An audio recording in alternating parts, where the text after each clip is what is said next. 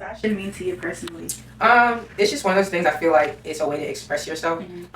Sometimes words can't really capture what you're trying to feel. So I feel like fashion just kind of, you can put that into something you're passionate about, whether that's clothes, whether that's music, whether that's art. And then just seeing how different people make pieces come together. Like even with my shirts, like seeing how different people design them may have been different from what I envisioned. And then it's just like, that's something that I created as far as a piece that I started. So that's pretty much what it means to me. It's just seeing how different people come up with different ways on how to style stuff for real. What's your brand's name? So my brand is called Desire Lovers. We're taught to want and desire things in this world. We're taught to desire for love, money, multiple things, to the point to where it molds the type of person we become. Like, who is it made for?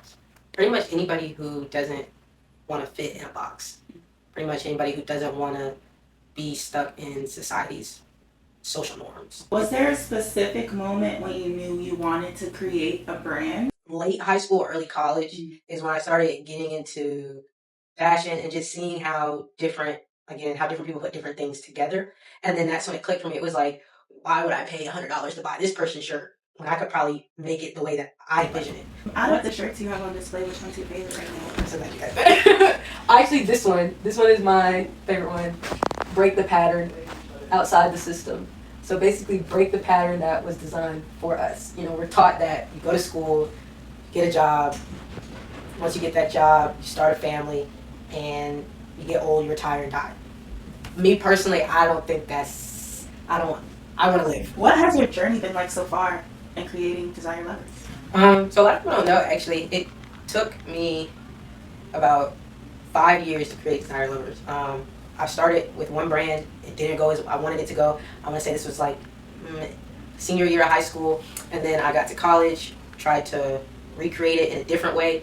Still didn't work. And then I want to say when I got to my senior year of college, that's when Desire Lovers kind of got born. Is I had that switch. I sat and took the time in between me starting those other brands, learned from it. I sat and took the time and just researched different patterns, different styles, what I was envisioning for Desire Lovers. And that's when, like I said, junior year, senior year is when I kind of mended it all together and started putting out products for my brand. Do you see Desire Lovers in 5 years? In 5 years, I definitely want to be on the runway. Simple as that. Runway. New York Fashion Week, Milan Fashion Week, Paris Fashion Week, Atlanta Fashion Week, Miami Fashion, swim week. That's simple as that. Runway, Fashion Week. Who is your biggest inspiration in fashion? I would definitely say myself. I'm gonna be honest, I don't look towards any other fashion icon or anybody like that. I definitely just look at myself as starting from something and trying to build something else. What do you think it would take to see Desire Lovers on the runway?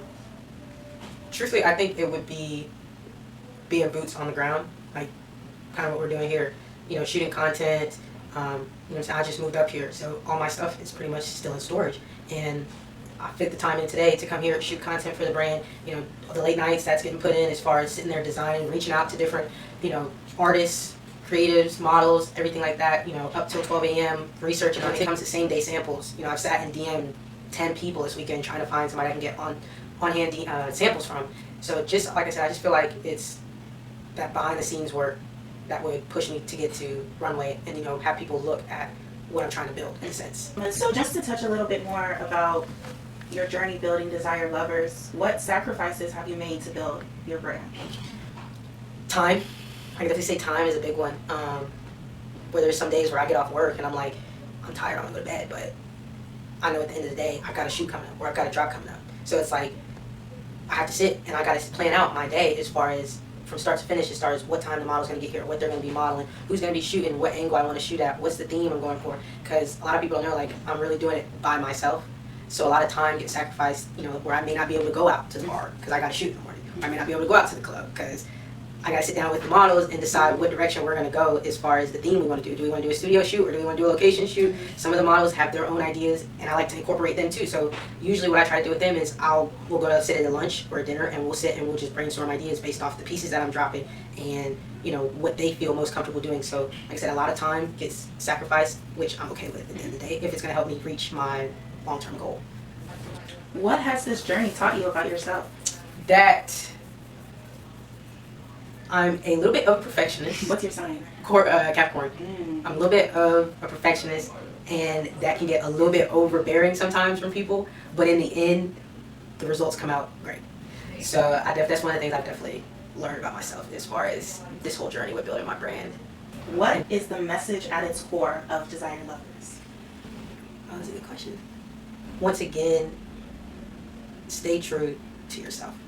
No matter what society is telling you, whether it's random strangers, people that you may know, friends, family, boyfriend, girlfriend, whatever, is it to stay true to yourself. As someone who's struggled with that in the past, and I'm just now, me being 23 years old, just now figuring out myself and what I want for myself, the core, like I said, the core meaning is just stay true to yourself. Don't put yourself in a box because this is what people are telling you is socially acceptable. What makes Desire Lovers different than other brands? Just the fact that there's a lot of people out there that may feel the same way, but not know how to express that. So I don't, and this is not to put any other brand down or nothing like that, I don't see a lot of brands where there's a meaning behind it that could resonate with people. And again, this is not to put any other brand down. I see a lot of like fast fashion, I guess you could say in a sense, where everyone's just kind of hopping on a bandwagon. And so I feel like with Desire Lovers, there's a meaning and a story behind it.